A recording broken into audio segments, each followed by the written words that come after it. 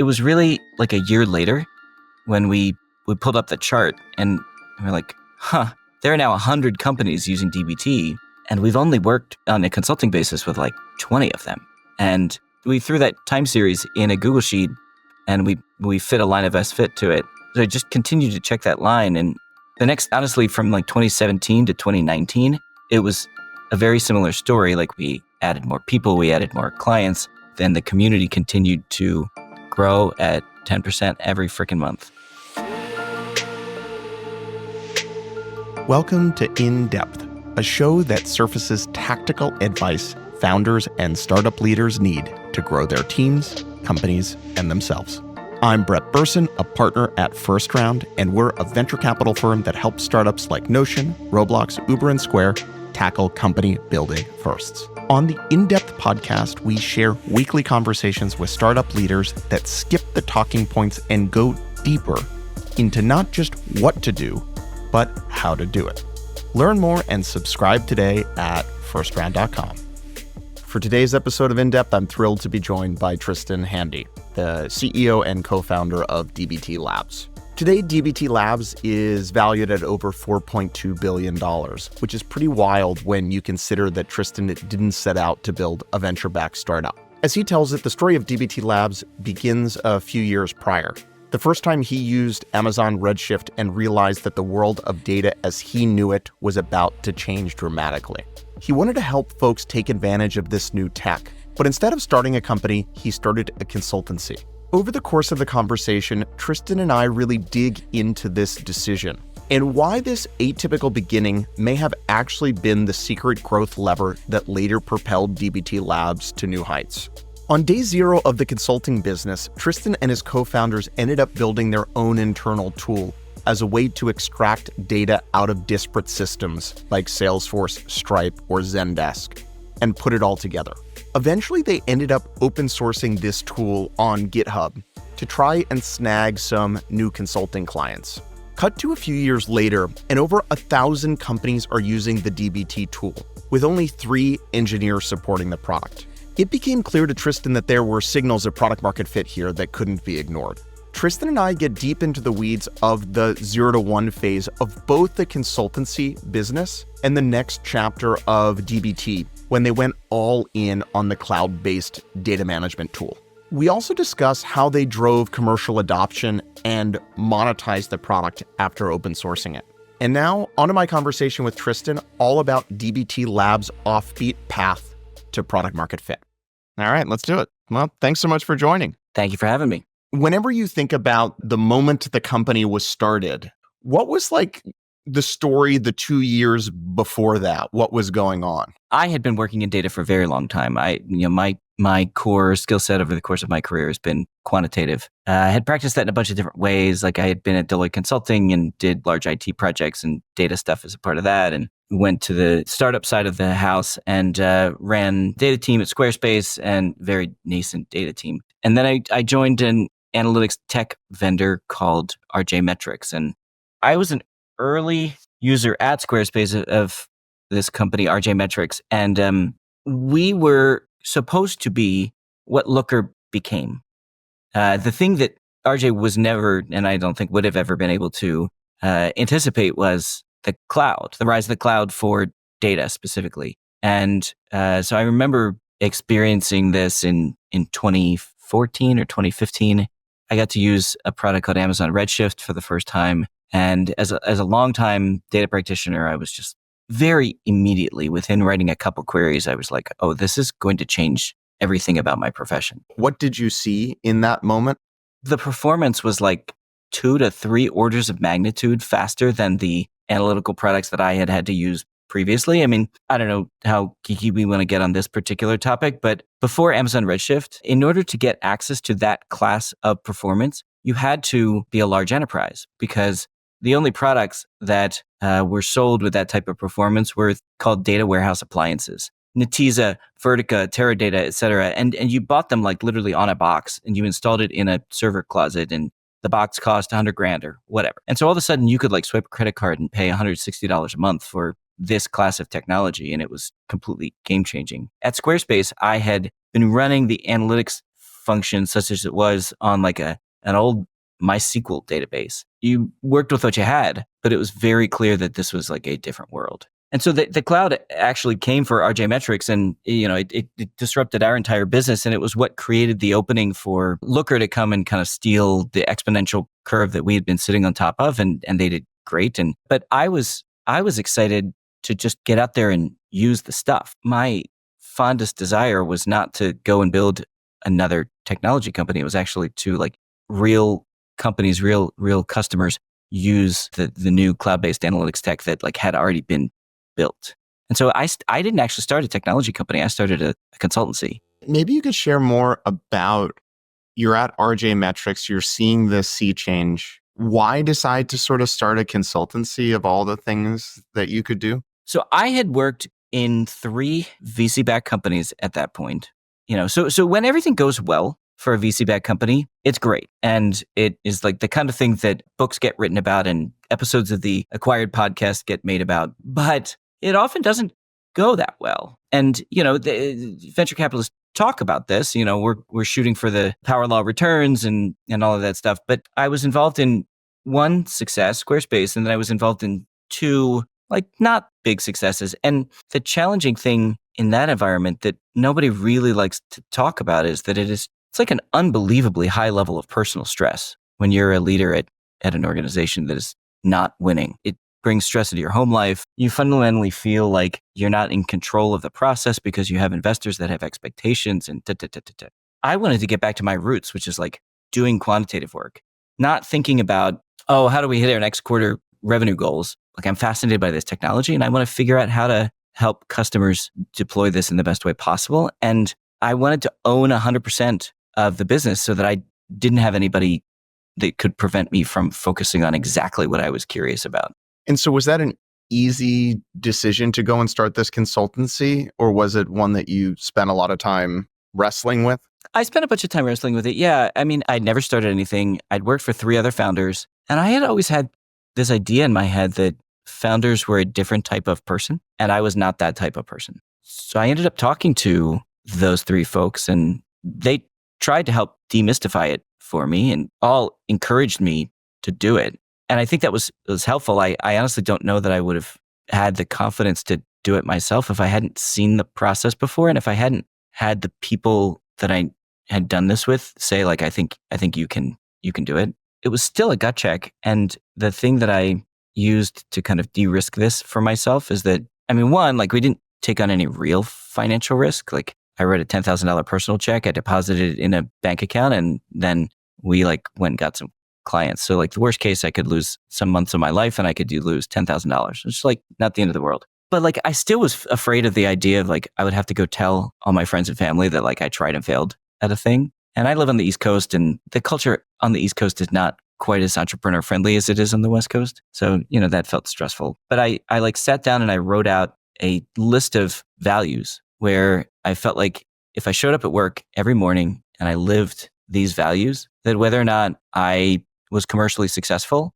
over the years, I would feel good about the experience if I did that. What were some of the values that you wrote down? Things that you would kind of expect, like transparency always wins is one of the most important ones that we have. But that's, I think, not that controversial in the startup ecosystem. I think most startups really have a hard time living it, and we really live it, but it's not that controversial of a value.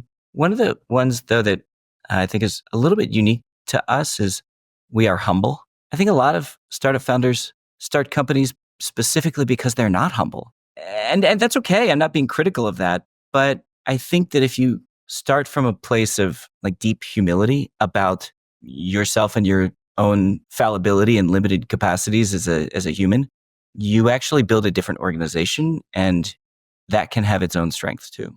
Why has it served you? If you sort of take a crude brush to great founders, right, you just kind of lump them together. I would say high humility, low ego is probably underrepresented. The very act of thinking you're going to start a company that can be generational, you need to have some level of arrogance to do something so insane. But what I love about what you're saying is the reality is there's lots of ways to build wonderful companies. I don't think that you can have a company value of we are humble and go found Amazon. It just wouldn't work. Yet the company that we have built, the reason that we've been successful is that we have been hyper attached to our users. We've built a thing that everybody said was a bad idea to build, but it was because we were our users. We then turned around and open sourced it, and no one had ever built a meaningful business in this particular category, which we haven't really talked about yet. But the thing that we do is called data transformation. We build kind of developer tooling that allows you to do data work inside your warehouse. Nobody had ever really done it this way. And it turned out the thing that we built so resonated with users, it kicked off an organic growth curve of users telling other users. And in data, that basically never, in like enterprise software broadly, organic growth almost never happens. There's too many points of friction, like the buying processes and salespeople and all of these different things inject friction. But we grew consistently at 10% month over month for about 6 years running. And it turns out you grow like very, very large user community when that can happen. And that all comes from our we are humble value, because users will buy from you if you offer a great product at great prices, but they won't advocate on your behalf unless they really like you and they like what you stand for. And so this humility, I think, is what allowed us to build a real community. Now we kind of sped up a little bit. Let's go back to, you put $10,000 in the consulting business. You saw sort of the sea change that was happening with Redshift and new databases. What happened next? Very fortunate to have who turned out to be my first co-founder, Drew, was somebody that I had worked with at RJMetrics for 3 years. He was a part-timer. He worked to pay his way through Drexel while he was finishing up his degree there. So Drew and I had worked together for 3 years at that point. You know, as some college kids do, he like missed all the on-campus recruiting deadlines. And so right around when I was starting, he pulls me aside and he's like, "Hey, I hear you're starting a company. Like, can I help?" And I was pretty resistant to that, but ultimately decided to say yes. I wasn't resistant because of Drew. I mean, Drew's freaking incredible and has been my partner in this thing over the many, many years.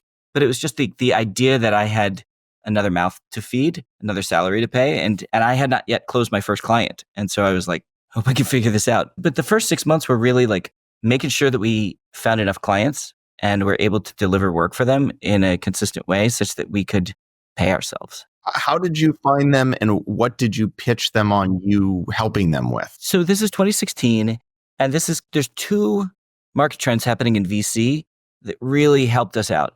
One of them was direct to consumer, and the other one was SaaS. I'd been an exec at 3 SaaS businesses to that point, and I had worked at my last company at RJMetrics with a bunch of direct to consumer e-commerce companies. So I like knew both of those business models like quite well and the data behind them. We were very explicitly focused on Series A, B, C companies that needed to understand their data. And we knew the playbook, we knew the technologies that we had to use, and we could deliver like really an unbelievable amount of value very quickly and with not a lot of consulting dollars. So the play was like, you could go hire a full-time data person, but they're not going to have the experience that we have. Or you could hire us. And I think our annualized rate was, I don't know, something like $60K a year. So it was like kind of half of an entry-level data analyst. We were just like, look, we will produce more value for you than if you hire internally. And were a lot of those customers folks that you had met through your work at RJMetrics? My first 2 were, but after that, it was marketing and community. Most people who start consulting companies don't have a background in marketing, but like the thing that I did as my day job for 7 years in the startup space was digital marketing. And 2016 was a very good time period for content marketing specifically. And so I built a brand for us by writing blog posts that really resonated with a bunch of people. And I had a newsletter that was read by, 6,000 people. And all the time that most consultants that are trying to build businesses spend like going and meeting potential customers and pitching them on like, hey, don't you want to work together?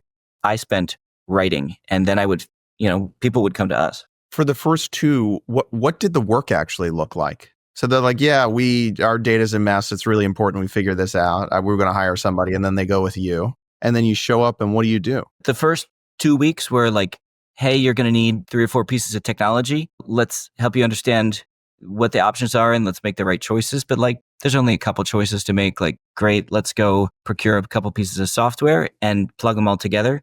And we would never just do that. We would always like do a proof of concept, like, hey, here's a piece of value at the end of the day. There was usually some thing, and it was often either the CEO or the VP marketing that would be our initial customer. So it was more often the VP of marketing at direct to consumer companies, and it was more often the CEO at SaaS companies. They would come to us with like some kind of core problem. Like if it was marketing, it was like, I need to understand my channel mix and like if it's working and where I should invest money. And if it was the CEO, it was like, I need to understand my churn rate, my cohort analysis, and maybe it would even be to like get together an investor package so that I can go out and raise money but it was like understand the core user dynamics of the business. But like once you landed that core thing, there were like infinity other things to do. So we would build credibility at the outset and then we'd be trusted partners. Some of those early customers we worked with for multiple years. Over the first handful of customers, how similarly shaped were the customers? And when you went company to company, did you start to see we're doing very similar things? Or was it still a little bit different over here, a little bit different over there? Like, what was the shape of work and how repeatable was it even in the consulting days? Very repeatable. I don't know that this was like that clever. It wasn't like some genius strategy. It felt kind of obvious. I know e-commerce and SaaS. Let's focus on that. And I knew how many e-commerce and SaaS companies there were because I had actually done market analysis at RJMetrics to like figure that there's like a lot of e-commerce and SaaS companies out there. We were very tightly scoped from the very beginning, and it meant that the work was very repeatable. And it's very strange to me. I think this is a thing that many people who build consulting companies, the thing that they get wrong is that they accept whatever work comes their way. I said no to anything that wasn't in those lanes. And that meant that not only did we get better at doing that work, but we also developed like internal IP around how to do that work better. Then we were also able to hire people recently out of undergrad who had good quant skills and train them to do this work because they were able to develop pattern recognition. So like if you just drop a consultant in and say like, go solve these random data problems with this startup executive, they have to have 15 years of experience. But if you say like, hey, this is exactly the set of problems you're going to solve, and here's other instances where we've solved this before, you can have somebody brand new in their career come in and do that. So where did you go once you started to have your first handful of consulting clients? There were only a small handful of data technology companies that were specifically built for the cloud. We talked about Looker before, but there were a couple other analytics BI tools. There were a couple of data pipelines. And because most companies were not using the cloud at that point, certainly the enterprise had not gone to the cloud yet. In the process of building a consulting company, it was very clear to me based on work that I'd done earlier in my career that there was a missing category. In data, people talk about this thing called ETL, extract, transform, and load. And it's the ability to take data out of all these different systems and pull it together into one place, and in the process, reshape it so that it's useful for analysis. And the cloud really changed the way that this work was done. And there were a bunch of companies there were two companies that I would consider to be the E and the L, the extract and load. So they would go to Salesforce or go to Stripe or go to Zendesk or whatever and pull all that data into your warehouse. No one had taken seriously the T part of it, the transformation part of it. In order to do good consulting work, I felt strongly that like we needed a tool here. The question became like, okay, what's like a quick and dirty way that we can build a product here that is immediately useful to us and doesn't require us to spend a tremendous amount of engineering time. And so we can talk about the like initial design philosophy around the product if it's interesting, but really DBT started out an internal productivity tool to support the consulting business. And you didn't sort of have a glimmer of maybe this could be its own thing. It was not a part of building it. No, not really. It was so different than anything that existed before. So like data tech prior to 2016 always thought of data analysts as kind of low-level, non-technical people. You can see that in Excel or Tableau or other products that like existed before that. Yeah, you can do powerful things with these products, but they're not fundamentally treating you as software engineers. They're trying to like make it simple for you, drag and drop or whatever.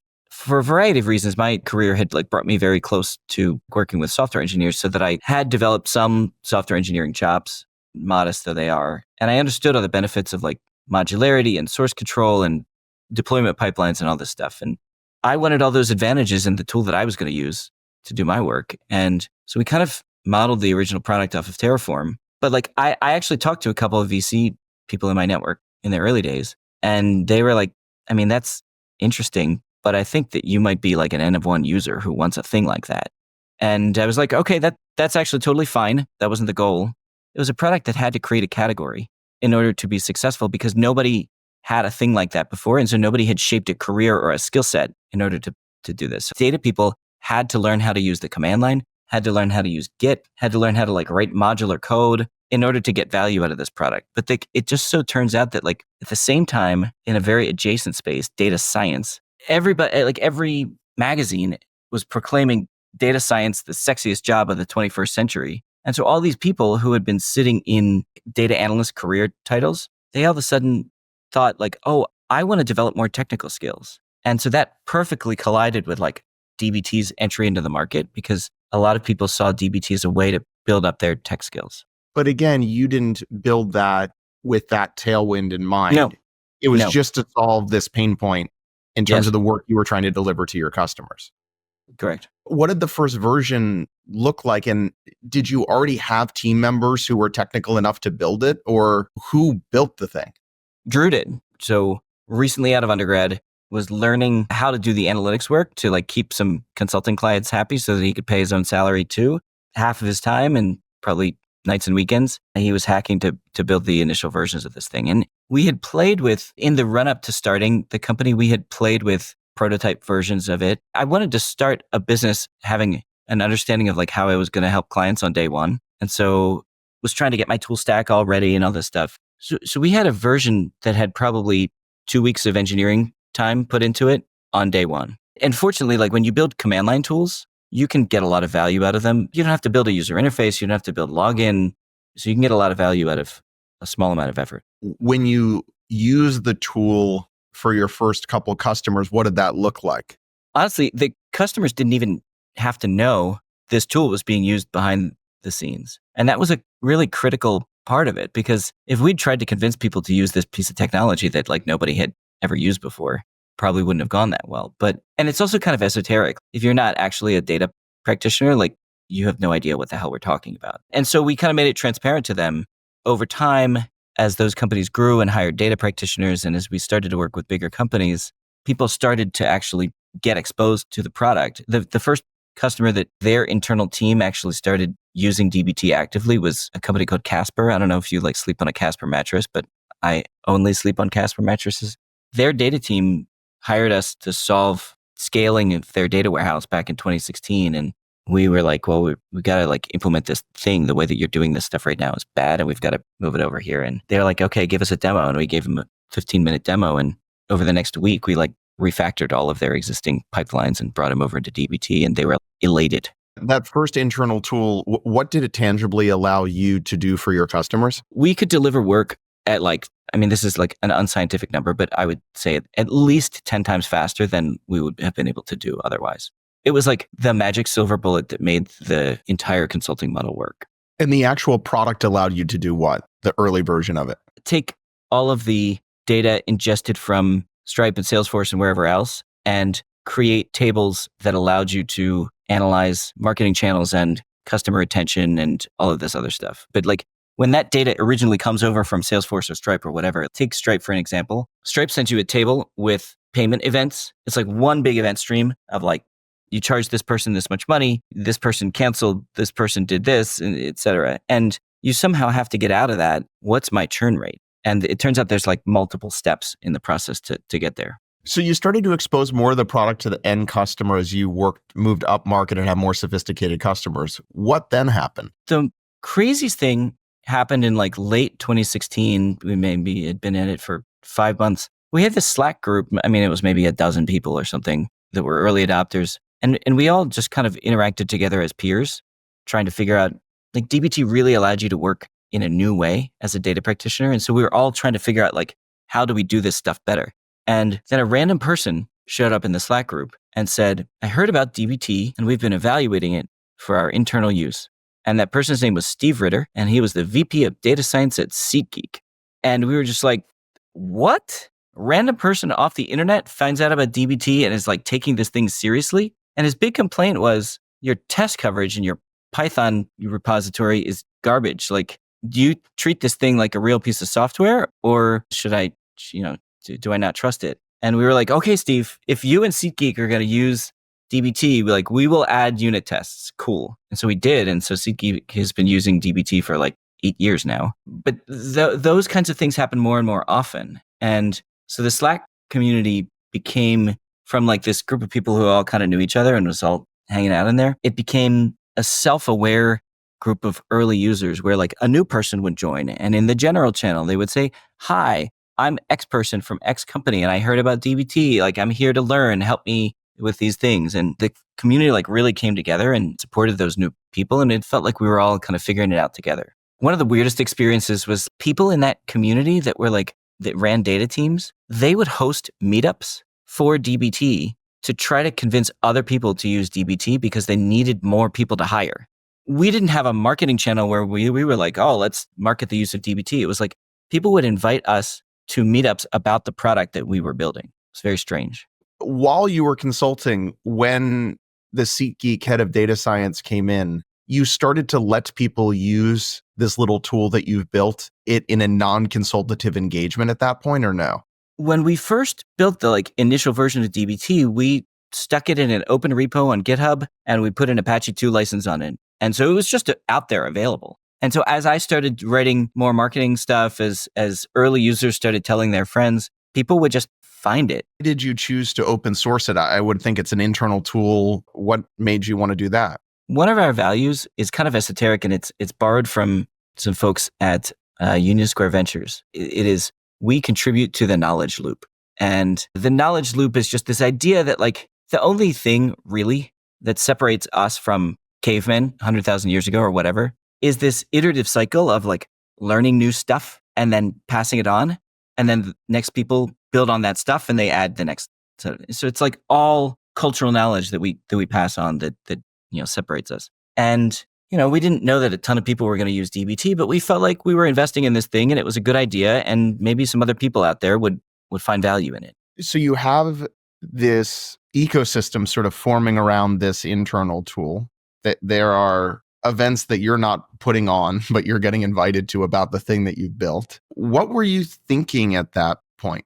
This will make finding new consulting clients way easier. We did take seriously the idea that like, this is neat. And after the Casper engagement, Drew and I took the train home from New York, and we live in Philly, and we installed anonymous event tracking inside of DBT for the first time ever, so that we could just get some idea of not who the people were, but how many of them there were using the product. We're data people. We want to know that kind of stuff. But like literally these kind of cool things would happen. And then we would go back to thinking about our consulting business because that's how we paid our salaries. It was really like a year later when we pulled up the chart and we're like, there are now 100 companies using DBT. And we've only worked on a consulting basis with like 20 of them. And we threw that time series in a Google Sheet and we fit a line of S-fit to it. It was very consistent 10% month over month growth. When I was at Squarespace, the period of time that I was there for, we very consistently grew at 10% month over month. And so I like understood the value of compounding very clearly. So I just continued to check that line and it just continued. The next, honestly, from like 2017 to 2019, it was a very similar story. Like we added more people, we added more clients. Then the community continued to grow at 10% every freaking month. What was informing the product roadmap for DBT? I think we finally hired a full-time engineer to work on DBT in like 2018. So like 2 full years after building it. Yeah. So my co-founder Connor joined in Jan of 17, 6 months after we got started. And so Drew and Connor were both software engineers, and they spent about half their time doing consulting work and half doing software engineering, but they kind of like pay their own salaries. It was weird though to hire our first full-time software engineer where like we were paying him a reasonably good salary and he produced like $0 in direct revenue for the business and had no prospect of really ever doing so. Over time, we eventually hired 2 more software engineers as we continued to scale, but it was like incredibly clear that that was not going to work because what we were doing was we were taking all the money from the consulting business and like shoveling it over here to pay software engineers that weren't making us any money. And that meant that we were probably underpaying our consultants and it was just like not sustainable. But no, the product roadmap was things that we needed to deliver consulting engagements and things that people in our community raised their hand and said like, hey, this is a big problem for me. I would love to see DBT fix it. And sometimes because it was open source, they would fix it themselves. Not all the time, but sometimes. For those that haven't thought that much about starting as a consultancy, oftentimes because investors say the number one risk is you're just going to be a consultancy. But what's some of the goodness that other people might not know about in just starting as a consultancy versus trying to sort of start a more traditional venture-backed software company? VC is wonderful if you are really going to build a company that can potentially IPO someday. And maybe it does or maybe it doesn't, but like if it has the potential, then VC can be really wonderful. As an entrepreneur, there are a ton of really, really good outcomes that can happen well below an exit event. It is wonderful to just be a capitalist where you build a thing that people want, they pay you money for it, maybe you hire some people, you have a P&L every month, you watch the cash balance go up and down, and hopefully it goes up. And you can maybe, you can build a consulting business and sell it for 2 to 3 times revenues, or you can just like continue to operate it because you love what you do. But fundamentally, like you get all of these choices that are literally not on the table if you're a venture-backed company. There's not a quote unquote venture scale exit potential in a consulting business, but there is a really satisfying founder scale potential in those businesses. And they can be like really just fun to operate. Even when in 2019, we had 1,000 companies using DBT and continued, 3x year over year growth rate, I still didn't want to take venture. But it was so clear we were doing the product and the community a disservice by underinvesting in it. We had 3 engineers supporting 1,000 companies. And DBT was generating at the time literally hundreds of millions of dollars of like underlying compute spend from the warehouses that it plugged into. It was too important and it was too widely used and it was too under-resourced. And we were just like, okay, it's just like not that responsible of us to continue operating in the way that we've been operating. But we had to really convince ourselves to do something other than run the business the way that we were, because it was fun. The fact that you were a consultancy enabled you to get so close to so many customers and see the problems in such a deep way. How important was that to sort of the early days and eventually sort of becoming a more traditional software company, kind of getting to be that close with that many customers? There's 2 superpowers you get if you come via this route. And either there's plenty of costs. I'm not suggesting that this is like the only right answer, that it's for everybody. One of them is that you as founder CEO live and breathe the technology in a way that you fundamentally can't, or at least can't for very long as a venture-backed software company. Like I spent all of my days focused on, like I did client work up to the day that we raised venture money. And so I was like deeply, deeply in the weeds of our product and the problems that it was solving. I was like writing code as a user would every day. The other one, it gives you time. The thing that you need in order to unlock a venture scale outcome is you need some type of exponential growth curve that you're sitting on top of. And sometimes you can't just like magically will those into existence. Sometimes you have to discover them. And the process of discovery, I understand there's a lean startup approach and there's Y Combinator and all this. I actually am not a big supporter of these approaches because I think fundamentally what they're trying to say is you can take the process of innovation and you can put a methodology around it. And like if you only approach the process of innovation with this methodology, then you are maximizing your chance of success. And I think that's fundamentally like not correct. I think what you need to do is you need to give yourself time, and earning revenue gives you time, and you need to make sure that you stay close to customers, and having a consulting business keeps you close to customers. So what was going on between the 100 customers using DBT and the 1,000, which seemed like you changed your mind? Were you just sort of making the product a little bit better, taking on consulting customers? What was going on between that period of time?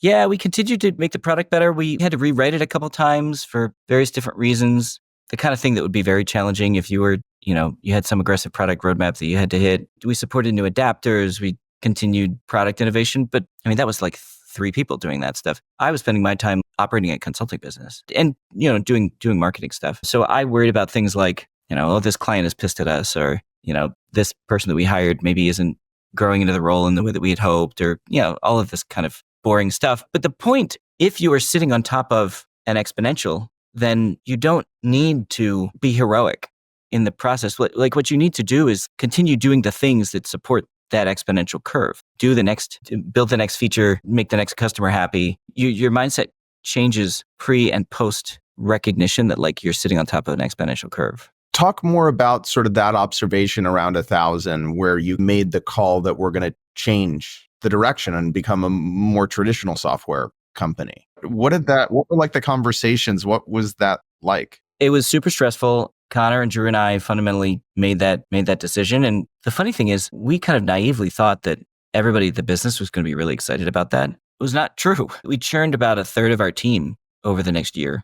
How many people were there at that point before you made the change? There were like, I don't know, 18 or 20 of us, something like that. And I remember we actually closed the fundraising and shared the news immediately before an offsite, or I guess at an offsite. And when I shared that news, I thought that everyone was going to be really excited. And I was like, oh, this is some weird energy in the room. I underestimated, and this is probably true of any like meaningful change in strategy for a business. I underestimated the amount of work that would be needed to explain the strategy, explain the reasoning behind it, explain how different people fit into the new world, explain why it made sense for them to be a participant in that new world, but like had a productive, transparent conversation about that as opposed to just kind of dropping a bomb and saying like, hey, isn't that exciting? It was not only the scale of the thing that drove us in this direction, it was also, we had enterprises show up in our community for the first time in 2019, and we just like had no way to help them. Like they couldn't use open source software by itself without a support contract and just didn't have the scale to support a huge company like USAA or Coca-Cola or Chesapeake Energy, like some of our early customers. So it was like, hey, everybody, I understand that this is the business that we have today, but if we want to live into the potential of this thing that we've created, here's the road that we've got to go down. What was it about that 1,000 customer mark that pushed you to go do that versus 900 customers, 600 customers, 200? Like, what got you to flip? Things were breaking. If we felt like we could have just continued to do this in the way that we were doing it, I don't think we would have changed. And now AWS has kind of changed to become more open source friendly in the 5 years since then. But in the 2017 through 19 period, it was like a massive concern for every open source founder that AWS was just going to take your thing and put you out of business. And now the put you out of business maybe was like a little bit of an exaggeration, but that was the fear. And because all of our innovation was in the open source, it was very plausible that somebody with dramatically more reach and resources could come and just kind of take the thing over. What were the negatives of starting the company in this consulting fashion? I'm now an angel investor and I've invested in 3 or 4 dozen companies. And every once in a while, I invest in a company that has such a clear idea from the outset of what they're trying to do. And oftentimes second-time founders, or at least like folks who have really solid careers ahead of that, they set out, they raise money, they build a team, they whiteboard exactly the thing that they're trying to build, and then they build exactly that, and then it works. And that's like the wonderful thing about being a second-time founder is that like you can plan all this stuff out really nicely if you have the market insight right. That's a big if.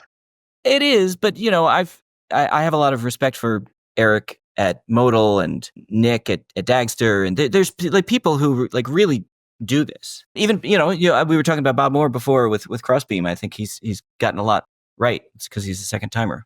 And when you grow in this like much more organic way, while it does allow you to discover things that are really special, it means that you live with all of your legacy organizational debt and tech debt for a long time. So I think that aspects of our product had a hard time scaling to become a commercial product, even though we had an unbelievable amount of market pull as we initially commercialized. It was not super easy for us to transform this open source command line tool into like a product that enterprises would pay $1 million plus for. A few minutes ago, you chose around 1,000 customers of the open source project. You chose to go all in building a software company, basically, as opposed to a consultancy. You raised money, you talked to the team, some people left, and then what happened? We have had many of the bumps and bruises that you would expect along the way. The initial leadership team that I had grown the business with scaled for a long way, but over the past 18 months, I've replaced every single person that reports to me with like the folks that can scale to the next level. We've tried to figure out how to marry open source culture with commercial culture. Yeah, we've faced plenty of challenges along the way, but honestly, how we got to that point in the first place was very unusual. And the stories since then are ones that you could hear from other founders. But when you raised the capital and then at some point, I assume, needed to build a closed source or a cloud offering to monetize it, what was that process like? Or aside from not consulting anymore, what are the first handful of important things that you did? Got the modestly sized software engineering team in a room and built a browser-based integrated development environment, built a orchestrator. Like, we knew what we needed to build because they were, again, like the things that we needed ourselves. It was a very different motion to build proprietary software versus open source software. And so we had to kind of learn the basics of that. We had to build enterprise features like role-based access control and SSO integrations and all this stuff. But it wasn't rocket science. It was like, okay, now it's time to build the cloud version. You were continuing to improve the open source version as well? Yes. And so you split the team basically? Yeah. We, for a long time, had 3 streams of innovation, 3 parts of our engineering team. We had the people focused on the open source. We had people focused on our orchestration product and people focused on our code authoring IDE product. When you started to build the cloud offering, did you build it with a very specific subset of customers that looked like a certain size and certain use case, or were all the things very obvious so you didn't focus on? I mean, you had so many types of companies doing so many types of things at so many different types of scales at that point. We didn't have that luxury this time around, or maybe I just wasn't clever enough to navigate it. But now we had lots and lots of inbound demand. We were not culturally that good at saying no, and that's probably my fault. But so we built very horizontally. The same product was used by, I don't know, think of your direct to consumer e-commerce company Series B in 2020 and like the largest soft drink maker in the world. It's a very wide gap to span. And I think that honestly, I don't know in the grand scheme of things if that was a good decision or not, but I do think it was hard for us to try to do that. We had a team of, I don't know, in 2020, we probably hired up to 15 software engineers. I think that parts of our community got irritated at us because they could see that a lot of our innovation was going to service this new group of users that we'd never prioritized before. How long did it take you to build the first version of the cloud offering? We had parts of it in the works in 2019. So we got it out the door in 2020, shortly after fundraising. Like we knew what we were going to fundraise on, or what we were going to build a commercial business on top of. It was, I think our seed investors, which that seed investment closed in November of 2019, must have been very happy because within 2 months of the round closing, we had landed 2 Fortune 500 companies as customers. And so that helped them out. Did the cloud offering, to your point you're making here, just immediately click? Like it was such linear execution that you knew what you had to build. You shipped an early version, you had your first 5, 10, 15 paying customers. It was relatively smooth. I think one of the things about product market fit is that people don't realize that you have to keep solving for it constantly. You have to solve for it at 0 and at 1 and at 10 and at 50 and at 100. And different parts of that journey for different companies feel hard and different parts feel easy. So we had solved a lot of the product market fit questions that we needed to solve to go from 0 to 40 or so during that early phase. But then we had all of this next set of questions, like how does the product expand from there? How do we convince more and more people to pay for a commercial version if there is an open source version that they can use for free? And how do we explain the value of the commercial version? Like all of this stuff that honestly, when you have enough product market fit, sometimes it allows you to get away with not being super tight on different things like product marketing or sales motion or this kind of stuff. And so all of that kind of hit right around 22, which is the same time that software purchasing was under the most pressure. And so it was just like from this gigantic acceleration curve, it was like overnight, okay, you got to like sit at the adults table and you got to figure things out real fast. I mean, we could probably spend hours talking about just those few months in 22. But what were the most important things that you figured out? We had to have a very clear, explainable answer to the question, why should I use the commercial product and not the open source product? And it had to be digestible by someone with a C in their title.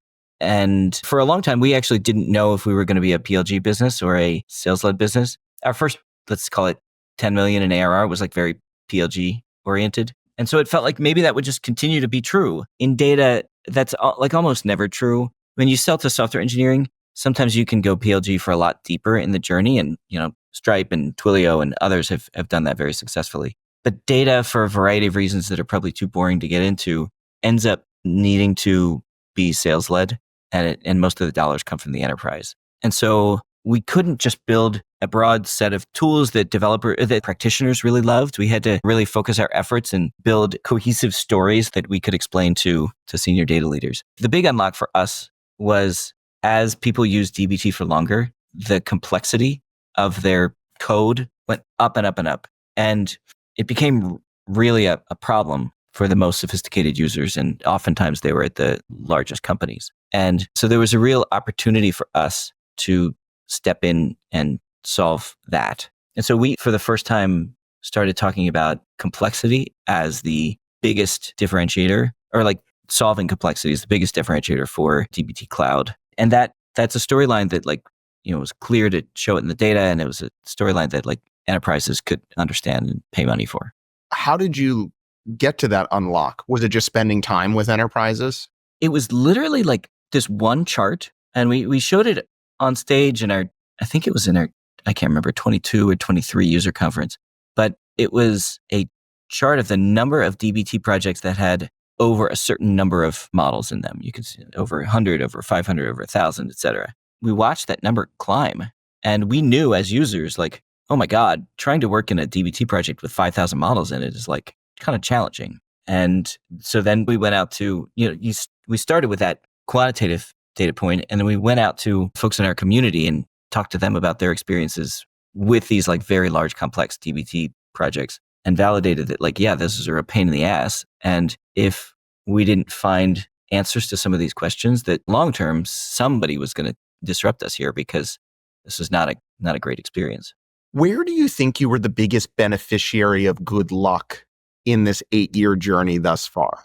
I certainly think there's luck all over the place, but I think that I didn't understand how good our timing was going to be at the beginning. I think that there are a lot of humans who have had ideas that were very similar to the idea for DBT.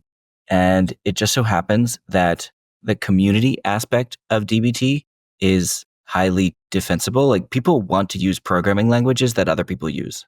And so once there is a growth curve behind one that does a certain job, then the incentives are generally to use that one, because then you can hire people to do it. You can get resources on it, et cetera.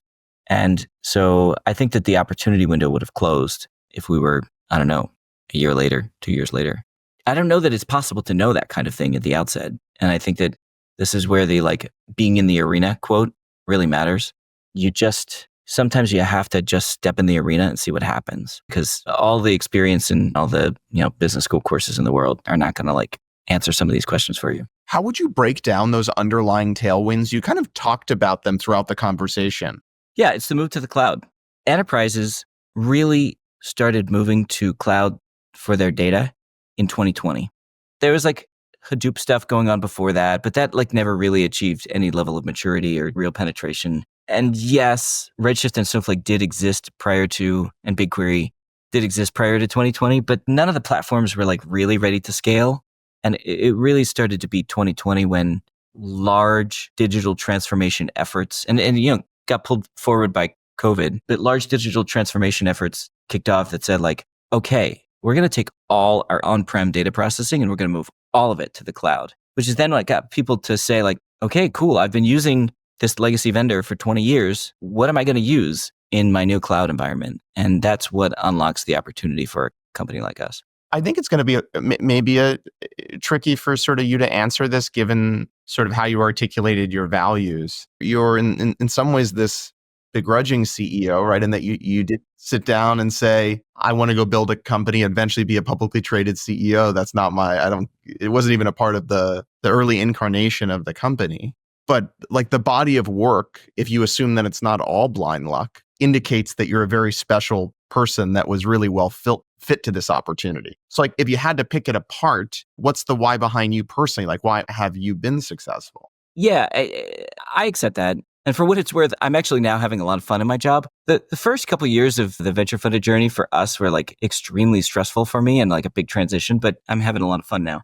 The rise of the consumer internet and mobile and the era when like the Social Network movie was made was that it kind of convinced people that founders were supposed to be college dropouts and they were supposed to pound on the table and say, we're going to change the world and all this stuff. And I really deeply am curious about how the world works. I have an MBA. I have 5 years of consulting experience at Deloitte. I worked at 3 different venture-backed startups for 7 years in executive roles. And we talked about stepping into the arena. While I never imagined that I was going to be a founder, I was a student of the game for a long time. And I spent most of my time reading blog posts about the startup ecosystem. I have like this deeply curated RSS feed, all the humans that I deeply respect and read every single thing that they ever write. I think that experience is just like extremely undervalued in startup culture. And I think that's a huge mistake. And one of the pieces of advice that I most frequently find myself giving to founders or people that are thinking about starting companies is like, go work at a company before starting your own. Because you don't need to actually experience every single failure yourself. Like you can actually accelerate that process through other people's learning. What are the other things that you tend to tell folks who are thinking about starting companies about their journey or the early work trying to get into product market fit? That it's not a playbook.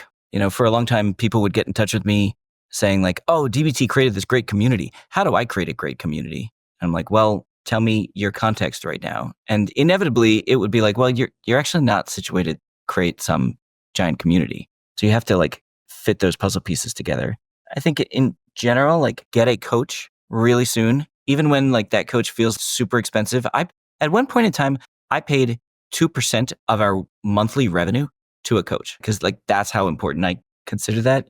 I think that egos get in the way tremendously, or like maybe not just egos, but like our own psychological weirdness, which everybody has, gets in the way of success. I think there shouldn't be any CEO out there who doesn't have a coach. Is there anything else kind of when you think about the topic of understanding that your key point is there's no paint by numbers to get to product market fit, but are there certain things that someone can do that will increase the chance? I think it can be very challenging when every single customer call can be, oh, everything is terrible, or, oh my God, maybe we have $1 billion company here. This emotional roller coaster in the early days can be so significant if what you're trying to do is create $1 billion company. And sometimes it's actually this nice psychological hack to lower your standards. And instead of being so attached to the outcome as like, I'm building a company, the outcome is like, I'm solving a problem in the world. I don't know what size company that's going to be, but if I'm attached to the problem that I'm solving and I'm super curious about the problem and so obsessed with it that I couldn't imagine not spending all my time on this, then I think you increase your chances of actually being financially successful. The success of the company has to be downstream of all of that stuff, but you can't constantly be focused on that, or I think it's self-defeating. You mentioned this passing comment that I was curious about. What happened in the couple of years after you raised capital that was so personally challenging for you? Well, we raised capital right before COVID started. And so we shut down our office, went distributed. Everybody else was figuring that out too, but we had a 15-person team growing to a 50-person team that year. And we were trying to do that and all the hiring and all the onboarding in an environment that was like brand new for us. I was trying to figure out how to lead a larger group of people. Like I had never seen myself as a person who was like great at standing in front of large groups of people and inspiring or motivating them. So I had to figure out my own journey there. We had an acquisition offer for more money than I would have ever been able to use in like 3 generations of my family. Like things came at us too quickly for me to process them effectively, but it just felt like a constant stream of emotional overwhelm. Maybe we could just wrap up where we often like to, which is when you think about a bunch of the topics that we talked about today, is there someone in and around the company or in your life that's had a disproportionate impact on how you figured this stuff out, or has kind of shared things with you that are a big part of the way that you approach this work? The person who like probably top of that list for me is a guy named Jerry Colonna, who was a VC, became a coach, and got me into the idea of CEO coaching. And I ended up working with his firm for a little while. And essentially via blog posts and podcasts taught me the version of CEO that I wanted to become. more empathetic, more introspective, more written, less verbal, authentic. How do I be my authentic self in front of everybody as opposed to constantly be playing CEO on stage? So I think it's great if you live in a hub of startup activity. Great, like develop your own mentors. But if you live in a place like Philly that, has some entrepreneurship and not a ton, you can get a lot out of relationships at a distance too. Good place to end. Thank you so much for spending the time with us. I really, really enjoyed the conversation. Thank you. This was fun.